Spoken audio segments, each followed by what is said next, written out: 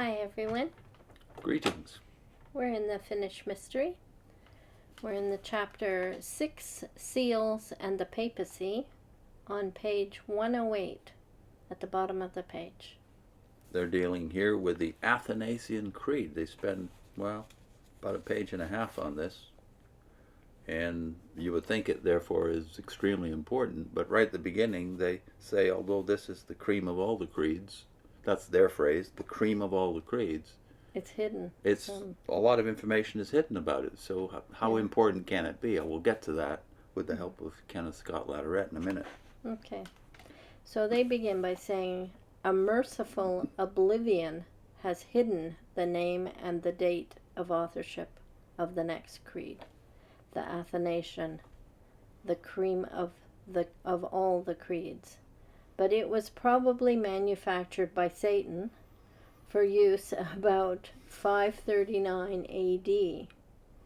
By 570 AD, it had become very famous.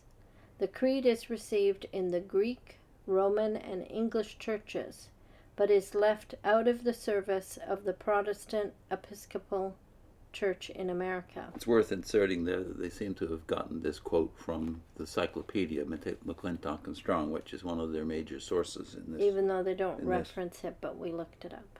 Yeah. The nature of this creed may be judged by the following extract from an 1855 issue of the Church of England Quarterly. Here's the quote, in very small print. I'll try my best. The Athanasian Creed finds few real lovers as a portion of a public service. No one supposes that it was the work of Athanasius. And then they have their own comment in a square bracket. They say Athanasius originated the monastery convent system. He was the bishop of Alexandria and a friend of the Emperor Constantine, who caused the banishment of Arius. So why do they insert that here? I would have to suggest it's because they want to bias you. They want to bias you against the creed right away by associating it with Athanasius, although they've admitted that he didn't write it, and I've never seen anyone who claimed he did write it. It just got attached to his name because of historical reasons. They go. The quote from the Church of England Quarterly goes on this way. No one is now, at least among us, in any danger from the errors it denounces, for no one believes that all the members of the Greek Church are necessarily consigned to everlasting damnation. They're referring to the fact that after 1054, anyway, the two portions of the Church, the East and the West, that is the Catholic Church, the Roman Catholic Church by now, were anathematizing each other and casting each other into eternal damnation. Now you see some of that going on in the creed, but we won't get to that today. So they go on from the Church Quarterly again. Thus, every time the creed is read, the officiating minister has solemnly to enunciate what neither he nor any of his hearers believes. That is about the anathemas and the curses on other Christians, right? It is true that by distinguishing between the creed itself and the damnatory clauses, he may save himself, mentally, from declaring a falsehood, but surely this is reason enough for the removal of the creed from our liturgy. We have had too much in our church of mental reservations. So far as the doctrine of the Trinity is concerned, it is abundantly insisted on in the Apostles' and Nicene creeds. So what they seem to be to the earlier ones. Yeah, they seem to be saying it doesn't really make any difference as to our Trinitarianism. We don't need these specifics. And you'll see next time that the specifics are very specific, and then we can talk about that then. Why do we need the creed then? Well, again, it's not much used in our churches. I don't remember that we ever read it in our 20-plus years in the United Church. But I think that first paragraph, you can see they're setting it up with contempt. Mercifully, oblivion has hidden the name of the date and the authorship, but then they tell you the date, that they assume it started, probably manufactured by Satan. Right. So they've got an author for it and a date. We'll see in a minute that the consensus is not this date. So why did they pick this date? The date is 539 AD, when they say Satan set this up. And of course, to say Satan set it up is you're setting yourself up here for a catastrophe, which is you've already made your mind up what this represents, and the date, in your mind anyway, back then in 1917 confirmed it, because the date 539 that they pick for the setting up of the Athanasian Creed, as they call it, although it's not a creed, that date is the beginning of the 1260 day/years that lead up to 1799, when you say the last days began. Yeah. So you need it, and you need it to fit your narrative, and your narrative is to blackball everything that happened during those 1260 years. Even this aspect of kind of criticizing the damning of people on either side, what do? The churches will all be destroyed wholesale by this date.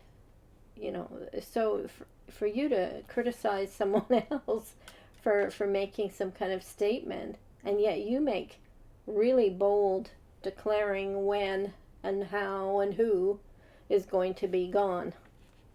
Yeah. Isn't that damning? For you to attack the creeds of the church, especially this one, the Athanasian, for its condemning other Christians, when you yourself are condemning all of these people, everybody really, except you. Because now it's world empire, false religion, not just Babylon Christendom anymore. Yeah. It's now everybody who's not you. Yeah. So it's hypocrisy, of course. Here's what Kenneth Scott Lederer has to say about the Athanasian Creed. This is page 208 of A History of Christianity that we're making a whole playlist of elsewhere. The so-called Athanasian Creed has by some been classified with hymns. Its precise date, author, and place of origin have not been indisputably determined, but it appears to have originated in the West, perhaps in Gaul, that is modern France, and possibly as early as the 5th or the beginning of the 6th century. So Lederer, who's a real historian, pushes the date of this creed further back, almost back to Augustine himself. And a lot of speculation goes into the fact that the words of the creed, as we call it, are familiar. His way in his book, that is Augustine's way of describing the Trinity and terming it in his book on the Trinity, is very similar to the wording of parts of the creed itself. So that's why apparently what happened was it was never a creed, because it wasn't determined and written by a council. A consensus of Christendom, but it seems to have formed as a kind of a hymn or part of a confession of the church within the church service, maybe sung, and that's how it became popular, but only in the West. It never became popular in the East, despite the fact you say in there that it was accepted by the Greeks. It's not rejected by the Greeks, but it's never been a big part of their liturgy. And if it took off, let's say in the time of Augustine, in the early part of the 5th century, then that would explain why it never really reached the East as a popular form of expression. So if it's a part of public worship, it shows that it was commonly accepted in the churches of Augustine's day, which is 100 years or so, more than 100 years before they say Satan set this up. Yeah. This also their picture of, you know, that little bracketed part that you read, that they add in there too, as an explanation, to try and make it sound as if it was a political decision forced on the church by Constantine to get them kind of to cooperate with each other. But this is not looking at history the way history really is, where doesn't run smooth, and it's not always cooperation. There's just there's times when the church is opposed, and there's times when it's supported.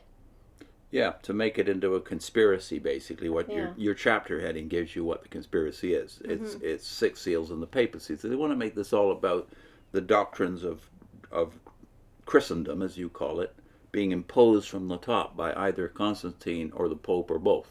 In some kind of conspiracy. Whereas that's not the case here. If you look with a microscope at the 4th century, you realize, well, you're right that Athanasius was a friend of the Emperor Constantine, but Constantine died, and Athanasius is banished 5 times. So depending on who's in power. Yeah, there's going to be difference of. So it's not the Trinity being imposed upon the whole church by either Constantine or the Pope, because the Pope at this point doesn't have very much power at all.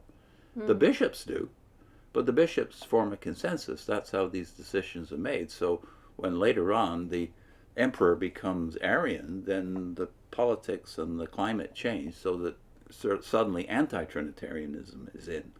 So no, it's not the Council of Nicea and it's not the Pope that is imposing this doctrine and bringing it in from paganism, as you imagine as a witness, right?